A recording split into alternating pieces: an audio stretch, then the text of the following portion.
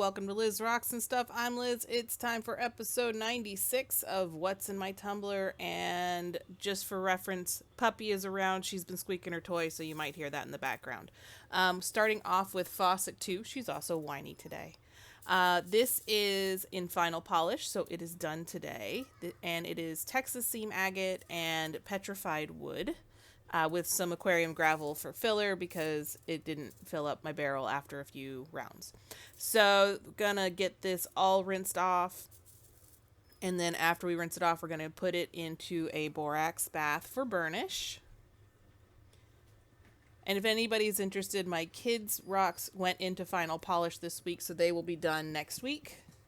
And hopefully that means I can start having 4 barrels again at that point. I can post pictures of their finished rocks when they're done if anybody is interested, but I think they're gonna be good.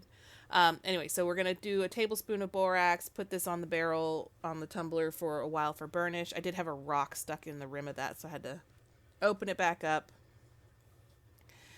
And then tumble it for a few hours.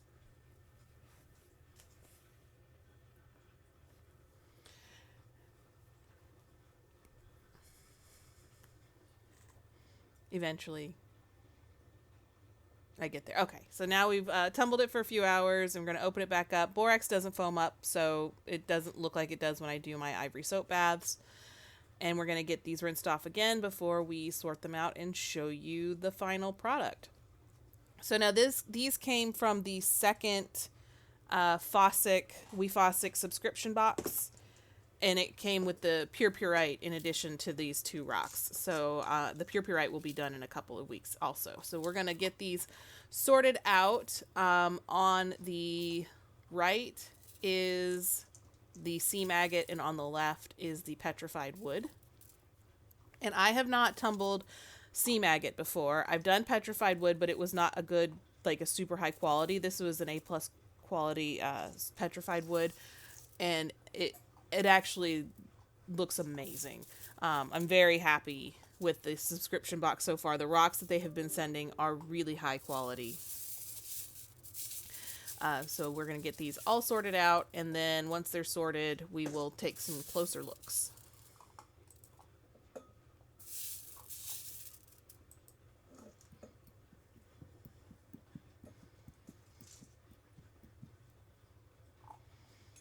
All right, now that they're dried off, this is the seam agate, one of the pieces of seam agate. And I do dry them off more. I realize that all I ever show me drying is the quick little pat dry. This is petrified wood. But I do dry them off more before I show these final ones, and that's also petrified wood. So I did 2 seam agates and then 2 petrified woods. And now we're going to take a closer look. I love the colors in the seam agate and the agate parts that are kind of translucent in there. And the petrified wood just looks amazing. So very happy with this batch. They shined up like glass. It is really, really cool.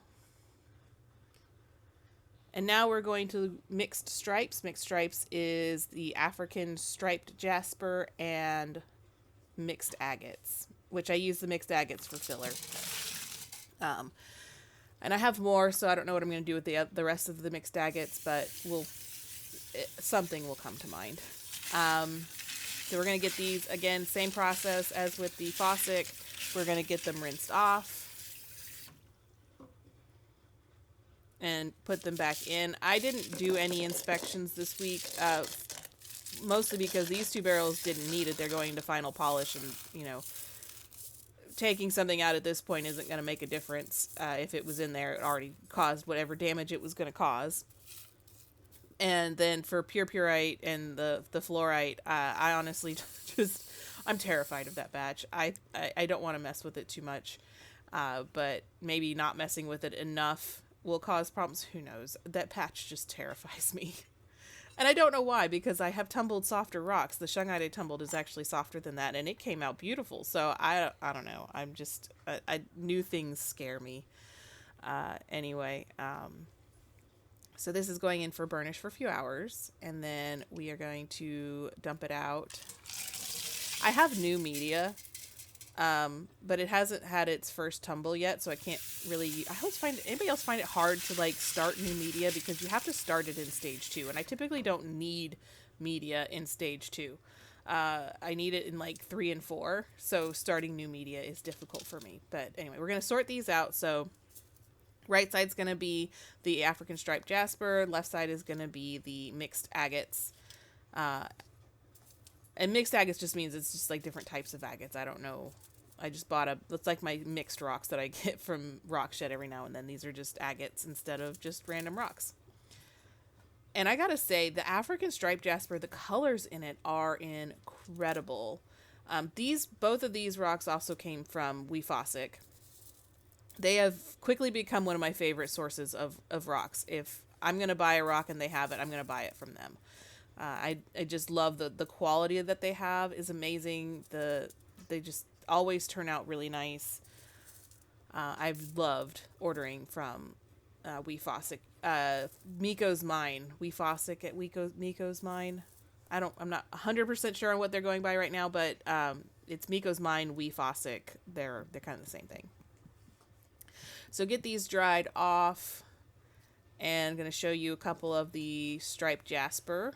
There's just like some grays and blues and reds, just all sorts of colors in there. It is gorgeous. That's another piece of the striped jasper.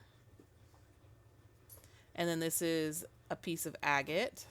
And then I'm going to show you my favorite is the next one, my favorite agate. The back side of this just has some really cool banding in it. And now some final looks. You just see the colors in the jasper there. It's amazing.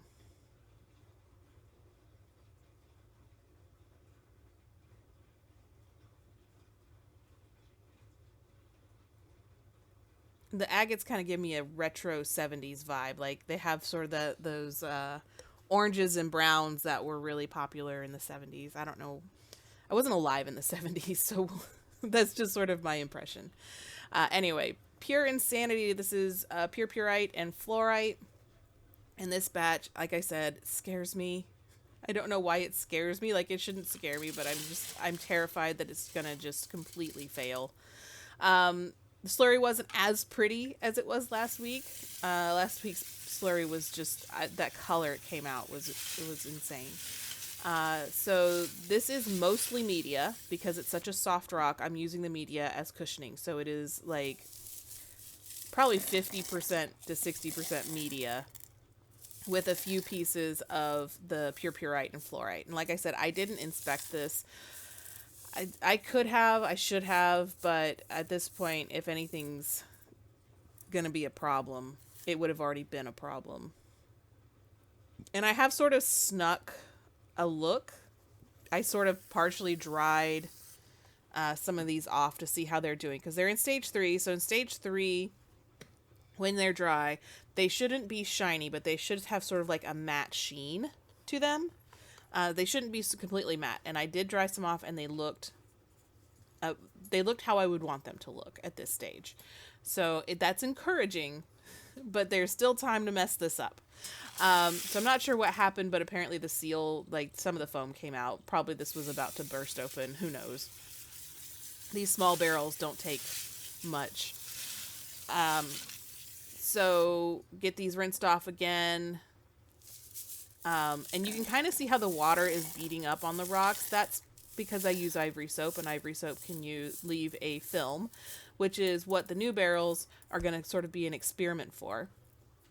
I haven't seen it affect the final shine as far as I can tell, but it can, and some people have said that it does. So we'll get to the new barrel in a minute. But this is getting a little bit of borax, a tablespoon of stage 3.5, which is 1,000 grit aluminum oxide or silicon carbide. I don't remember. Probably aluminum oxide is what I usually use. So stage 3 is 500 grit. 3.5 is 1,000. Some people will do 1,000 in every batch. I only do it for my softer rocks. So now we're going to do rainbow quartz. That is the array of quartz colors I got. So, red, orange, there's a little bit of orange, a little bit of yellow. They kind of look the same, green, blue, and purple. So the purple is obviously amethyst. If you didn't know, amethyst is quartz. This is not a scientific experiment. I am trying to just load up similar amounts of quartz in both of these barrels. So the experiment that we're going to do, somebody had brought up on TikTok, I do what I want on TikTok, had said that she uses gem foam when she uses ivory soap to sort of try to prevent the soap from creating a film on the rocks. And I've never tried that. I've never done that. And it seems plausible that it could help. So I've got 2 barrels that have the same kind of rocks. It's all quartz, all different colors, similar amounts. I'm not going to be scientific and like weigh these out and have the exact same numbers of rocks. I'm not doing that. This is purely an experimental thing. One of them I'm going to run gem foam when I put soap in it. So between all of the rocks, I'm going to put gem foam when I do the ivory soap. I won't keep the gem foam in it for all the stages. Only when there's ivory soap in there with it will I put the gem foam in. And we're going to see at the end, does it make a difference? Now I'm going to tell you, I have no idea whether or not it's going to make a difference. It could not. And I also want to say that just because it does or does not work for me, doesn't mean it will or will not work for somebody else. So if this seems like something that you want to try, I highly encourage you, try it. It might work for you. I have no idea how this is going to turn out.